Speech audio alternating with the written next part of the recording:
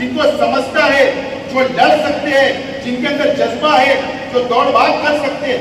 ऐसा ना हो कि 500 कंट्रीब्यूशन करके बम्बई जाओ, 5500, मुझे मालूम है 5500 मिलाओ, जमा करो, गाड़ी करो, फिर जाओ, के बाद में हिसाब होता है इतना पैसा 25-25 रुपये वापस। वैसे क्या था, ये 5 साल के अंदर जितने भी बुनकर भाई मेरे पास अगर पावर का मसला लेकर आए तो मैं कंपनी के साथ में गया हूं आप लोगों को मसला हल करने। तो मैं ये भी बता सकता हूं कि रमजान महीने में कौन मुंबई से कलकत्ता के एयरपोर्ट पे गए, करो मजबूत। और मैं तो ये कहना चाहता हूं कि मजबूत तंजीमें का कयाम नया आना चाहिए, नया बनना चाहिए, नए चेहरे सामने। मालेगांव शहर में पावरलूम की हालत, बुनकरों की हालत, मजदूरों की हालत, कारोबारी हालत आप लोगों के सामने है।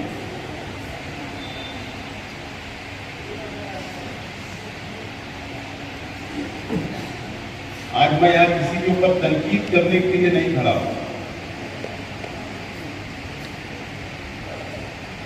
लेकिन सच बोलने के लिए खड़ा हूं। और आपको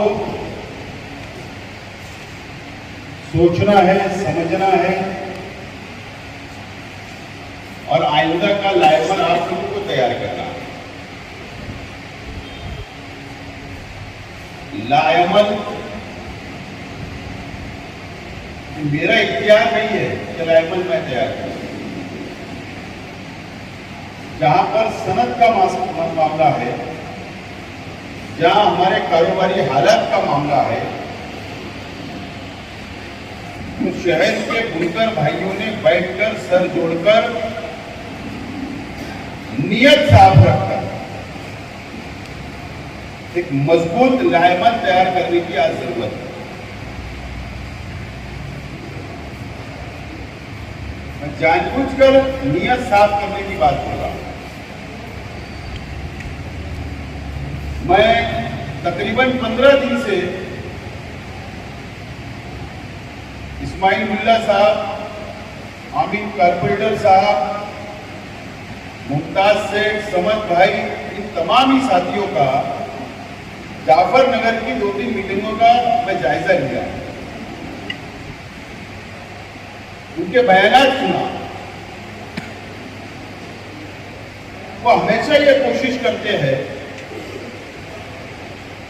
कि बुनकर भाइयों का कम से कम नुकसान हो, मंदी की हालत में कारोबार अच्छा चले, उसके लिए एक मजबूत लायमन तैयार करने की हमेशा कोशिश करते हैं।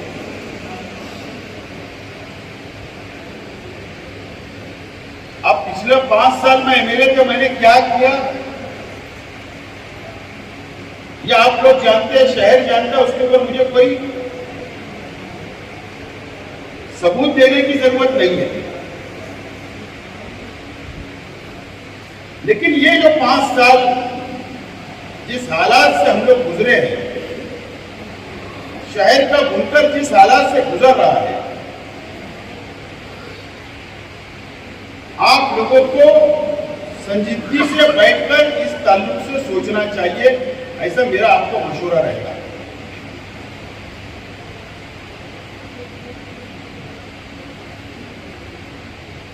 शायद इसी हॉल के अंदर हमारे मुझको तो ऐसा लगा कि बहुत बड़ा कोई गिफ्ट मिलने वाला है मालेगांव शहर को। मुझको तो ऐसा लगा था कि बहुत बड़ी टेक्सटाइल पॉलिसी तैयार होने वाली है मालेगांव शहर के बुनकरों के लिए, महाराष्ट्र के बुनकरों के लिए। इस हॉल के अंदर वजीर आए,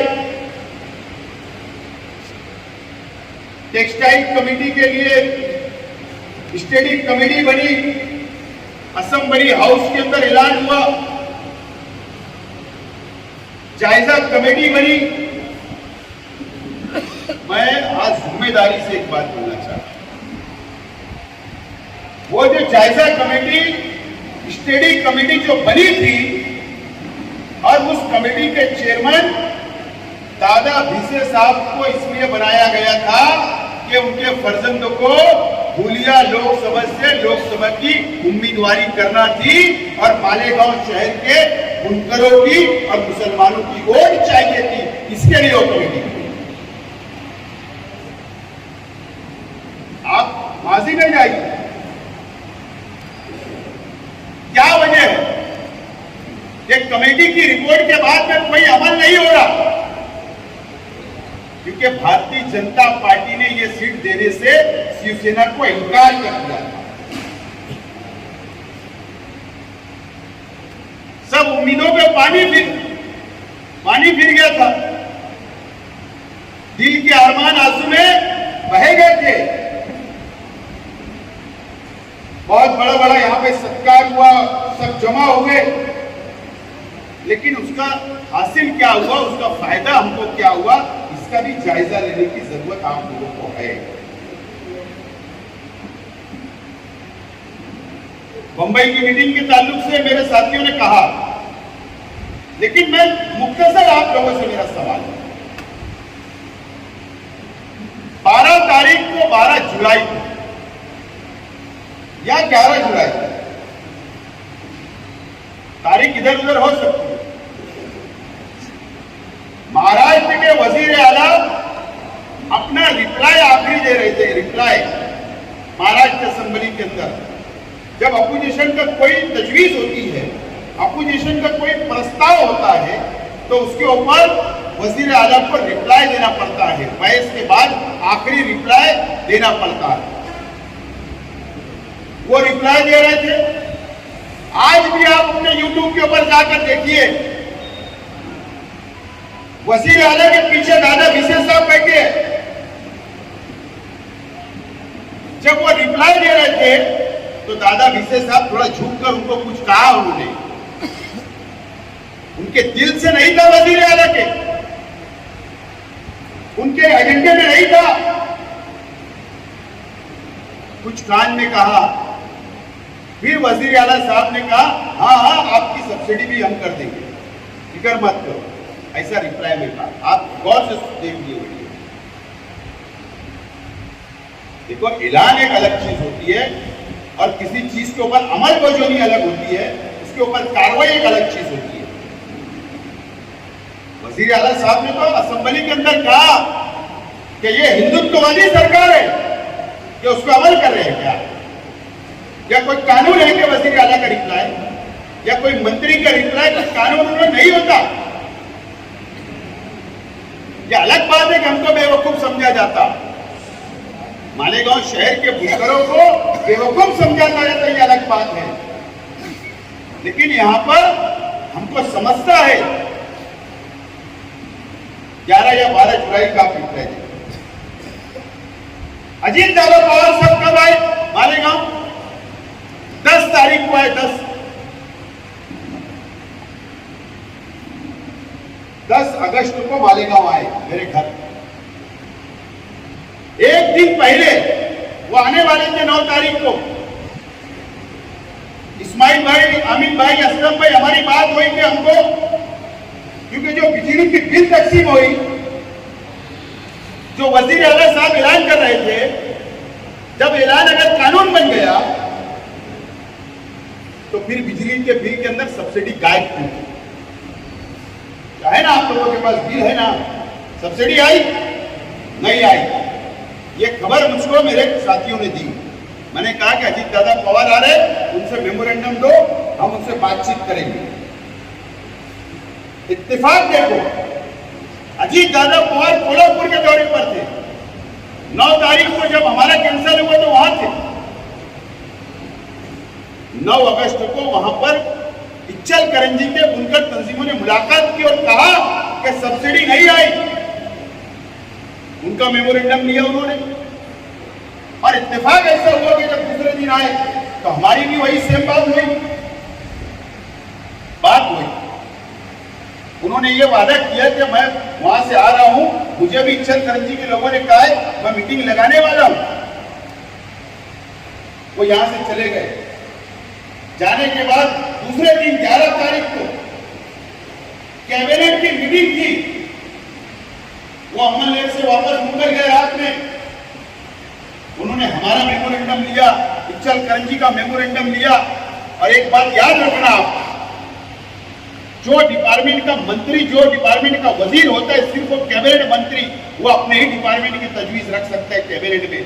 लेकिन वजीर आला और नायब वजीर आला को यह इख्तियार होता है कि वो कोई भी डिपार्टमेंट की तजवीज कैबिनेट में पेश कर सकता है। अजीत दादा पवार ने दूसरे दिन सुबह जब कैबिनेट हुई तो अपनी नोट बनाया, अपनी मीटिंग की नोट बनाकर कैबिनेट में पेश की और वो सब्सिडी बहाल करने का फैसला किया।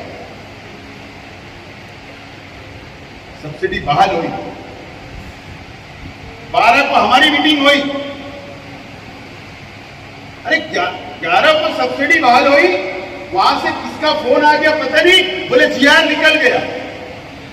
अजीब बात, जीआर निकल गया, इंटरव्यू पे इंटरव्यू चालू। अल्लामा इकबाल पुल में 1 महीना पहले इस्तेकबाल हो गया, धूम धड़ाके से पटाखा फूट गया। उम्मीद है मौलाना इब्राहिम साहब की जो कमेटी बना है उसके अंदर उसको बहस होगी। अगर 15 अगस्त को बहस हुई तो उस पर भी होना चाहिए। बहरहाल पटाखा फूट गया, इस्तेकबाल हो गया, जीआर निकल गया, बड़े बड़े ऐलानात किए गए, निकला कि अभी तक जीआर निकला कि आज भी है कि जीआर हाथ में नहीं। उसके लिए अक्कल लगती है, अक्कल, दिमाग लगता है। सिर्फ बैठ के बयान दे देना नहीं चलता। अरे जो कैबिनेट की तजवीज पास होती है उसके 8 दिन के बाद जब अगली कैबिनेट होती है उसके मिनट्स, उसकी प्रोसीडिंग वो कैबिनेट में मंजूर होती है। उसके अंदर अगर कोई तब्दीली वगैरह करना है, हेरफेर करना है, उसको दुरुस्त किया जाता है, उसके बाद जीआर निकलता है। कल कैबिनेट की मीटिंग है, कल। अब कल उसकी मिनट्स अगर आ जाएगी तो कल वो कैबिनेट के अंदर मंजूर हो गए मिनट्स, और उसके बाद 2-3 दिन के अंदर जीआर निकलेगा, जब हमको समझेगा सब्सिडी लग के आई है। इसको अमल वजनी होते हैं। अब उसके अंदर इतनी तकलीफ कैसे, क्या, क्यों होना चाहिए? अरे अगर आप लोग कुछ काम कर रहे हो तो तुम मुनकरों के लिए कर रहे हो, सकते तुम धोखा भी दे रहे हो। लेकिन अगर ये सब बैठे हुए लोग अगर मुनकरों के लिए आवाज उठा रहे हैं तो इतनी गलत क्या है? क्या गलत है? कि ठेकेदारी तुम्हारे पास है क्या? मुनकरों की ठेकेदारी सिर्फ आगरा रोड पे है क्या? जाफरनगर में भी हो सकती ना। तो इतनी तकलीफ थी। तो मैं साफ तौर पर बोलना चाहता हूं कि ये 5 साल मुसलसल आपका इस्तेमाल किया गया, हर मीटिंग में आपको याद किया गया, बुलाया गया और इस्तेमाल किया गया, और एमएलए साहब को हाईजैक करने का काम किया गया, हाईजैक। और हाईजैक करके अपने वहां बुलाना, बुनकरों को जमा करना और अपना कोई बड़ा सा फायदा उठा लेना, ये किया गया सिर्फ 5 साल। मैं जिम्मेदारी से बोल रहा हूं, आप भी इसके ऊपर थोड़ा बाजी मिला के तहकीक करिए तो आपको समझ में आएगा क्या हुआ आपके साथ 5 साल। साइजिंग की बात है, साइजिंग की हम लोग एक स्पेशल मीटिंग लेने वाले साइजिंग वालों। यहां पर कई साइजिंग मालिकान बैठे हुए, मैं आप लोगों से बोलना चाहता हूं, साइजिंग का जो सवाल है, मुझे बताओ, जब एनजीटी का ऑर्डर आया, जब पोल्यूशन कंट्रोल बोर्ड का जब सील लग गई, क्लोजर आ गया, उसके बाद जो मसाइल हमारे सामने इतने संगीन मसाइल आए, ईमानदारी से बोलना कि कौन काम आया, कौन खड़ा रहा, किसने हिकमत अमली की, कैसे उसको रिस्टार्ट हमने करवाया, कैसे बुनकर भाइयों को, साइजिंग मालिकान को लेकर मैं खुद मुंबई गया, पोल्यूशन कंट्रोल बोर्ड के हेड ऑफिस में बैठे, नासिक में जाना पड़ा, कारपोरेशन में लड़ना पड़ा। मैं वो कानूनी कैसे हमने काम किए मैं नहीं बता सकता हूं। ऐसी ऐसी हिकमत अमली हमने अपनाई, अल्लाह का करम है, आज शहर की सब साइजिंग चल रही है, सब पायलट चल रहे हैं। लेकिन आज आपको एक बात और बताना चाहता हूं कि हमने ये बात क्यों रखी। अब हमारे साइजिंग मालकान भाइयों से भी मेरी अपील है कि कम से कम, ठीक है, अगर उससे नहीं कराना है, असलम भाई से नहीं कराना है, इस्माइल भाई से नहीं कराना है, मत कराइएगा, लेकिन अक्लमंदों को कम से कम काम दो। जिसको अक्ल है उसको काम देना चाहिए। मैं इसलिए बोल रहा हूं ये बात, कुछ साइजिंग मालकान ने किसी पीए को काम दे दी, क्या बोले एनओसी निकाल के ला। अब एनओसी निकालने बंदा गया, कमिश्नर ने लेटर लिखकर दे दिया, एमएलए साहब के लेटर पे रिप्लाई हुआ, रिप्लाई एमएलए साहब का लेटर लगा, उसके ऊपर क्या लिखकर दे दिया कमिश्नर साहब ने, पता है क्या आपको? एनओसी देते नहीं आती आपको। कहां से लाएंगे आप एनओसी? एक डैम जब तीर कमान से निकल जाता है, दोबारा आता है क्या वापस? ये लेटर है, हम आपको बताएंगे तो इस तरीके की बेवकूफी करके बैठे। इसके लिए जब वो मीटिंग तिरंगी की चल रही थी तो मैंने वहां पर ये मुद्दा रखा और मैंने कहा कि जो गवर्नमेंट ने पॉलिसी तैयार की, पॉलिसी जो एमआरटीपी एक्ट, जो टाउन प्लानिंग का एक्ट बनाया गया मॉडल पूरे महाराष्ट्र का एक, उसके अंदर साइजिंग का उल्लेख छोड़ दिया गया है। भूल गए या जानबूझ के किया मुझे पता नहीं, वो भी अभी लागू हुआ 1.5 साल पहले। तो हमने वो मुद्दा रखा तो उसके अंदर पॉलिसी के अंदर ये तरतूब किया जाए, अमेंडमेंट किया जाए और उसके ऊपर जो सेक्रेटरी अर्बन डेवलपमेंट वन, जो सेक्रेटरी आसिम गुप्ता, इत्तेफाक से मेरे अच्छे ताल्लुकात है उनसे, उन्होंने मुझसे कहा कि आप ड्रॉप तैयार करके ला के दीजिए, उसके अंदर हम अमेंडमेंट करने की कार्रवाई करते। वो अजीत दादा पवार साहब की मीटिंग की मिनट के अंदर मौजूद है, ये जो बात हमने कही।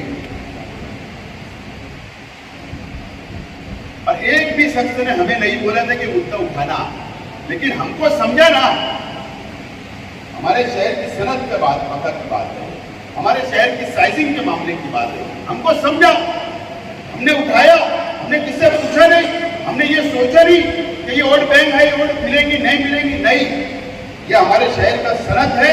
अगर ये साइजिंग चलेगी तो पावर लूम चलेगा, पावर लूम चलेगा तो मजदूर का घर चलेगा, उसका चूल्हा चलेगा, ये सोच हमारी थी, इसलिए हमने वहां पर आवाज उठाई। इस ताल्लुक से साइजिंग मालकान की एक अलग से मैं मीटिंग लेने वाला हूं और कानूनी बातें मुझे उनसे करनी है। बहरहाल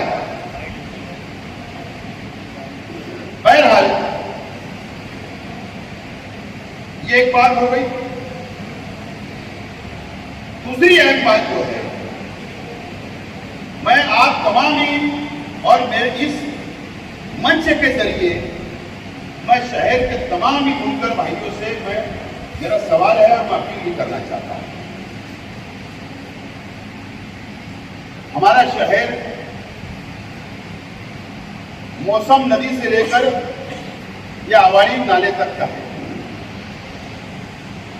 उसके बाद दरेगांव, इस साइड मालदा, सोनगांव, रमजानपुरा, दयाना, साइना, हमारी फ्यूचर कहां है? शहर का मुस्तकबिल कहां है?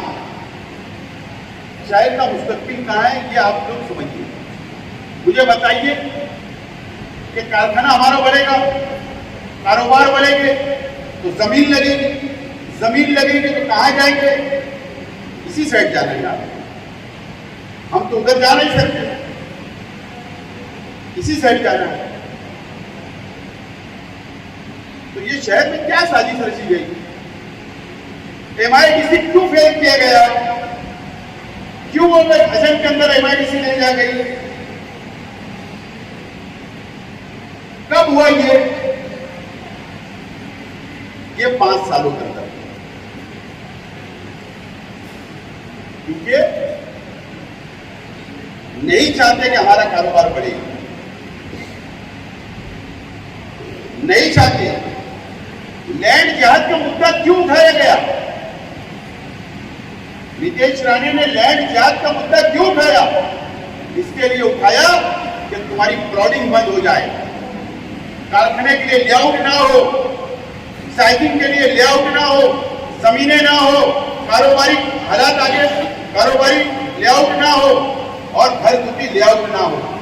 इसके लिए जाम करने के लिए लैंड जिहाद का मुद्दा रखकर इसको जाम करने की कोशिश की। कि हमारा मुस्तकबिल खत्म हो जाए, हमारे कारोबार ना बढ़े, हमको परमिशन ना मिले, हमको एनओसी ना मिले। आज तक हमारा हरिद्वार का डेवलपमेंट प्लान तैयार नहीं हुआ, आज तक तैयार नहीं हुआ। कितनी अफसोस की बात है। उसके ऊपर मुद्दत बढ़ रही है। यह हम कब सोचेंगे, कब इस बारे में हम संजीदा होंगे? हमारे आने वाली नस्ल, हमारे आने वाली पीढ़ी, जो हमारा कारोबार उनके हाथ में जाने वाला है, उसके बारे में हम कब सोचेंगे? उनको कब राहत देकर हम दुनिया से जाएंगे? इस बारे में हमने कुछ सोचा नहीं, सोचना पड़ेगा। हम लोगों को ये ताल्लुक से भी सोचना पड़ेगा। और इसके पीछे एक फिरका परस्त सैनिक काम कर रहा है कि इस इलाके को पूरी तरीके से खत्म कर दिया जाए, कारोबारी हालात से, जमीन के ताल्लुक से। और अजम गोरेल की जमीन, अजम गोरेल के अंदर एमआईडीसी कामयाब हो, कारोबार उधर बने, मजबूर कर दिया जाएगा। हमको कारोबार ले जाने के लिए मजबूर कर दिया जाएगा। अगर हमने आज अगर बेदार नहीं हुए, इस बारे में भी सोचना पड़ेगा। खेती महामंडल की जमीन ले ली गई, मीटिंगें ले गई, वहां कारोबार डालो, वहां पर यूनिट डालो, वहां पर फैक्ट्री डालो, वहां पर सर्वे किया जा रहा है बड़ी बड़ी फैक्ट्रियों का, क्योंकि हम यहां पर लेआउट भी नहीं कर रहे। ये तमाम चीजें आप लोगों को सोचना और समझना है। अगर हम एक मजबूत लायमन अगर हमको तैयार करना, लायमन तैयार करना पड़ेगा। सब लोगों को सर जोड़कर बैठना पड़ेगा। अगर मैं नहीं आपके साथ में शामिल होकर लायमन तैयार कर सकता, तो आप खुद बैठिए, बैठिए सब लोगों को लेकर, बैठिए सर जोड़कर। लेकिन नियत साफ होना चाहिए कारोबार के ताल्लुक से। सियासत जब वक्त आएगा, हम सियासत करते रहेंगे, हम अलग अलग स्टेज पर रहेंगे। लेकिन अगर इस सनत को सफा के लिए सोचना है तो लायमन तैयार करो, मजबूत। और मैं तो ये कहना चाहता हूं कि मजबूत तंजीमें का कयाम नया आना चाहिए, नया बनना आना चाहिए।